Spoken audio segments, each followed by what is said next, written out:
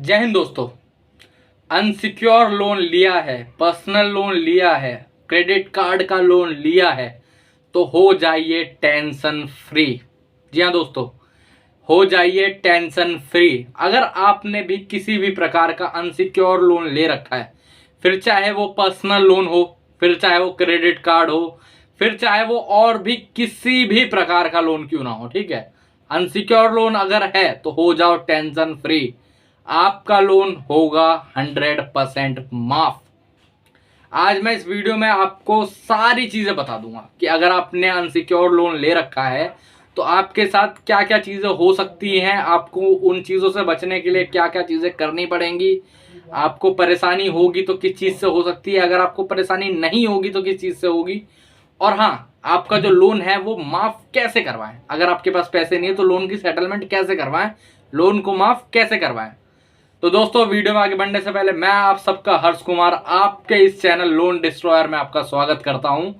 अगर आपकी भी किसी भी प्रकार की कोई भी परेशानी है, फिर चाहे वो लोन से रिलेटेड हो, रिकवरी वाले आपको परेशान कर रहे हैं, आपके घर पे आ रहे हैं, आपको घर पे परेशान कर रहे हैं, आपके घर वालों को परेशान कर रहे हैं, आपको किसी प्रकार का लीगल नोटिस भेज रहे हैं, फिर चाहे वो डिमांड नोटिस हो, आर्बिट्रेशन का नोटिस हो, सरफेसी एक्ट का नोटिस हो, सेक्शन 25 का नोटिस क्यों ना हो, आपको किसी भी प्रकार की कोई भी परेशानी है, यहाँ पर मेरा नंबर आ रहा है, यहाँ पर मुझे आप व्हाट्सएप पे मैसेज करिए। डिस्क्रिप्शन बॉक्स में मेरा नंबर है, स्क्रीन पे मेरा नंबर आ रहा है, आप मुझे यहाँ पर व्हाट्सएप पे मैसेज करिए। हम आपकी ऑन कॉल हर तरीके की परेशानी दूर कर देंगे, ठीक है। चलिए वीडियो में आगे बढ़ते हैं। तो दोस्तों, आप सभी लोग जानते होंगे कि लोन दो प्रकार के होते हैं, ठीक है। एक होता है सिक्योर लोन और एक होता है अनसिक्योर लोन। सिक्योर लोन वो लोन होता है जिसमें आपने कुछ भी गिरवी रखा हो। इन शॉर्ट मान लेते हैं, अगर आपने कोई बाइक ली है तो वो बाइक एक तरीके से सिक्योर लोन है, ठीक है। वो बाइक का लोन एक सिक्योर लोन है। आपने कोई प्रॉपर्टी मॉर्गेज रख रखी है तो वो एक सिक्योर लोन है। लेकिन उस सिक्योर लोन में भी आपको ज्यादातर कुछ खास परेशानी हो नहीं सकती है, ठीक है। एट दी एंड नीलामी भी रुक जाती है सिक्योर लोन की। तो आप अगर सोच लो सिक्योर लोन में आपको उतनी ज्यादा परेशानी नहीं हो सकती मेरे भाई, तो अनसिक्योर लोन में आपको कैसे ही परेशानी हो जाएगी। आपको अनसिक्योर लोन में किसी भी प्रकार की कोई भी परेशानी नहीं आने वाली है। क्यों? क्योंकि जब आपने कोई चीज ही नहीं दे रखी है, जब आपने कोई गिरवी चीज ही नहीं रख रखी है, तो आपको चिंता क्या है। बैंक आपके साथ अधिकतम कुछ भी नहीं कर सकता है। बैंक क्या कर लेगा? बैंक कुछ भी आपके साथ नहीं कर सकता। बैंक आपका इन शॉर्ट कुछ भी नहीं उखाड़ सकता। अब मैं ऐसा क्यों बोल रहा हूं मैं आपको बताता हूं, ठीक है। मान लेते हैं आपने लोन लिया था, ठीक है, आपने 3 साल के पीरियड पे लिया था, 2 साल के पीरियड पे लिया था, साल भर के पीरियड पे लिया था, 6 महीने के पीरियड पे लिया था, बैंक से लिया था, एनबीएफसी से लिया था, किसी पर्सनल फाइनेंसर से लिया था, कहीं से भी लिया था, कोई बात नहीं, मैं मानता हूँ, ठीक है। वो अनसिक्योर लोन था। अब जब तक आपकी क्षमता थी, आप भर पा रहे थे, तब तक आपने भरा। मैंने अपनी पूरी जिंदगी में आज तक कोई भी विलफुल डिफॉल्टर नहीं देखा जिसके पास पैसा पड़ा हो और वो पैसा नहीं भर रहा हो, ठीक है। आज तक मैंने अपनी पूरी जिंदगी में कोई भी विलफुल डिफॉल्टर नहीं देखा है। हाँ, आपके सिविल के आगे लिख देने से विलफुल डिफॉल्टर कोई विलफुल डिफॉल्टर नहीं हो जाता है। जब तक आप में क्षमता थी, जब तक आप भर पा रहे थे, आपने एक्चुअल में लोन भरा। अब मेरे भाई समय आ चुका है, अगर आपकी किस्तें टूट चुकी है तब भी डरने की जरूरत नहीं है। अगर आपकी 1 2 4 ईएमआई बाउंस है तो डरने की जरूरत नहीं है। अगर आप सोच रहे हो कि अब मैं लोन नहीं भर पाऊंगा, मेरे को ईएमआई बाउंस करनी पड़ेगी, तो आपको टेंशन लेने की जरूरत नहीं है। आपके मन में ये लोग उल्टे सीधे ख्याल डाल देते हैं। आपके मन में उल्टे सीधे ख्याल आने लगते हैं कि मैं ये कर लेता हूँ तो मैं बच जाऊंगा, मैं ये कर लेता हूँ तो मेरी फैमिली बच जाएगी, मैं यहाँ छत से कूद जाता हूँ, मैं ये कर लेता हूँ, मैं वो कर लेता हूँ। मेरे भाई, इससे कुछ भी नहीं होने वाला। इससे आपकी फैमिली की प्रॉब्लम 10 गुना ज़्यादा ही बढ़ेगी। मैं एक चीज़ आप सभी को बता देता हूँ, अगर आपने लोन के पैसे ले रखे हैं और आप लोन के पैसे नहीं दे पा रहे, तो बैंक आपका कुछ भी नहीं कर सकता है। एनबीएफसी आपका कुछ भी नहीं कर सकती है। ऐसा क्यों बोल रहा हूँ मैं? ऐसा क्यों बोल रहा हूँ मैं? क्योंकि जब आपने कोई चीज़ ही गिरवी नहीं रख रखी, जब आपने कोई चीज़ ही मॉर्गेज पे नहीं रख रखी है, तो बैंक क्या कर लेगा? बैंक क्या कर सकता है मेरे भाई? ज़्यादा क्या करेगा? अपने रिकवरी वालों को फ़ोन करवाएगा। आपको हो सकता है दिन में 100 कॉल आए, ठीक है, मैं मानता हूँ। लेकिन मेरे भाई, वो 100 कॉल उठाने मैंडेटरी नहीं है। आपको कोई ज़रूरत नहीं है वो 100 कॉल उठाने की। मैं 10 बार कह चुका हूँ अपने वीडियो में, आज भी आप पे कहता हूँ, आपको वो कॉल्स उठाने की कोई ज़रूरत नहीं है। आपको मन करता है तो उठाओ, नहीं मन करता है तो मत उठाओ। ऐसा कर सकते हो आप। सबसे बढ़िया स्ट्रैटेजी है, अगर आपको दिन में 100 कॉल्स आ रहे हैं, अगर आप 100 कॉल उठाओगे तो 1000 कॉल आएंगी। अगर आपको 100 कॉल आ रही है तो आप 1 कॉल उठाओ। 1 कॉल पे उनको बोलो कि जी अपना नाम बताएं। सबसे पहले तो वो अपने नाम बताएंगे, वो किस संस्था से बात कर रहा है वो बताएंगे, किसी भी बैंक NBFC से वो बताएंगे, ठीक है। उसके बाद वो बोलेंगे सर जी आपकी पेमेंट नहीं हुई है, क्या हुआ है।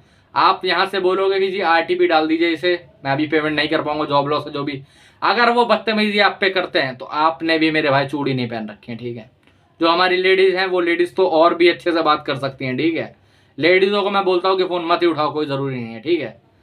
तो मेरे भाई आप लोगों ने भी वो नहीं कर रखा है, आप उनको अच्छे से ट्रीटमेंट दे सकते हो। कोई भी बैंक आपका कुछ भी नहीं कर सकती। आपने इन रिकवरी एजेंट के 2 कौड़ी के दल्लों से पैसे नहीं लिए हैं, मैं आज भी कहता हूँ, ठीक है। बैंक से लिए हैं, बैंक को देंगे, बैंक से सेटलमेंट करेंगे। ये रिकवरी वाले आपको परेशान नहीं कर सकते मेरे भाई, ये रिकवरी वाले आपको परेशान नहीं कर सकते। आपने दिन में बेशक सोच रखा होगा कि मैंने पैसे लिए हैं तो मैं दूंगा, मैं ये हूँ, मैं अभी परेशानी है मेरे को करेंगे। मेरे भाई नहीं कर सकते ये परेशान आपको, चाहे आपने 1 लाख ले रखा हो, 10 लाख रखा हो, 1 करोड़ ले रखा हो, 100 करोड़ ही क्यों ना ले रखा हो, कोई भी बैंक, कोई भी रिकवरी एजेंट आपको परेशान नहीं कर सकता। RBI के रूल्स में ऐसा कोई भी रूल नहीं है कि कोई रिकवरी एजेंट आपको मेंटली टॉर्चर करेगा, आपको फिजिकली टॉर्चर करेगा, या फिर आपको कैसे भी टॉर्चर करेगा, आपका मान सम्मान खराब करेगा। ये लोग ज्यादा क्या कर सकते हैं, कॉल करेंगे मत उठाओ, कोई जरूरी नहीं है। अगर मान लेते हैं होम विजिट होती है, होम विजिट पे अगर कोई आ रहा है, सबसे पहले तो उनसे उनका ID कार्ड मांगिए। ID कार्ड दिखाता है तो बात करिए, वरना मत करिए। उन्हें निकाल दीजिए, धक्के मार के निकाल दीजिए, कोई जरूरी नहीं है। क्या पता कौन बंदा है वो, जब आपको ID कार्ड ही नहीं पता चल रहा, जब आपको ID कार्ड ही नहीं दिखा रहा, क्या पता वो कोई रेपिस्ट हो, क्या पता वो कोई मर्डरर हो, क्या पता हमें। जब हमें कोई उसके बारे में कोई चीज ही नहीं पता है तो हम कैसे मान लें कि वो बैंक से आया हुआ है, हम कैसे मान लें कि वो बैंक से आया हुआ है, ये बताइए, ठीक है। तो उसे वैसे ही निकाल सकते हैं। अगर ID कार्ड दिखाए तो बात कर लीजिए कि ये मेरा ऐसा ऐसा जॉब लॉस हो गई है, फिर कुछ परेशानी है, आप इसको RTP डाल दीजिए, मैं राइट ऑफ के बाद इसकी सेटलमेंट कर लूंगा आराम से। अगर मान जाता है, प्यार से समझता है तो ठीक है। अगर प्यार से नहीं समझता, कुछ भी चिल्ला चुल्ली करना स्टार्ट करता है, कुछ भी बोलता है कि मैं पैसे लेके जाऊंगा, अपने फोन का कैमरा ऑन करिए, डरिए मत, घबराइए मत, कुछ मत करिए, अपने फोन का कैमरा ऑन करिए, उसकी वीडियो बनाइए, वीडियो पर उस पर ID मांगिए, ऑथराइजेशन लेटर मांगिए। नहीं दिखाएगा, नहीं होता उनके पास, ऑथराइजेशन लेटर नहीं होता उनके पास। कुछ मत करिए, वीडियो पे उन्हें धक्के मार के निकाल दीजिए। आइए मेल पे उनकी कंप्लेंट करिए, RBI में उनकी कंप्लेंट करिए, इनकी नौकरी तक चली जाती है कंप्लेंट करने के बेसिस पे, ठीक है। उसके बाद आपको कोई अगर लीगल नोटिस भी आता है तो आपको डरने की जरूरत नहीं। सबसे ज्यादा लीगल नोटिस इस पर डराया जाता है कि जी आपके नाम का तो वारंट इशू हो गया, आपके नाम पे तो लीगल नोटिस आ गया है।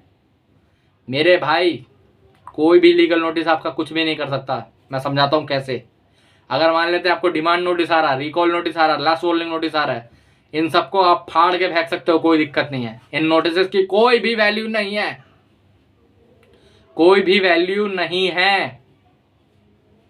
अगर आपको आर्बिट्रेशन का नोटिस आता है तो उसका रिप्लाई हमें लिखवाना पड़ेगा। आप हमसे वो रिप्लाई लिखवा सकते हो, सेम डे वो आर्बिट्रेशन की जो प्रोसीडिंग है वो कैंसिल हो जाएगी। अगर आप नहीं करवाते तो आपको परेशानी हो सकती है, लेकिन आप हमसे वो लिखवा सकते हो, बाहर से लिखवा सकते हो, कहीं से भी लिखवा सकते हो।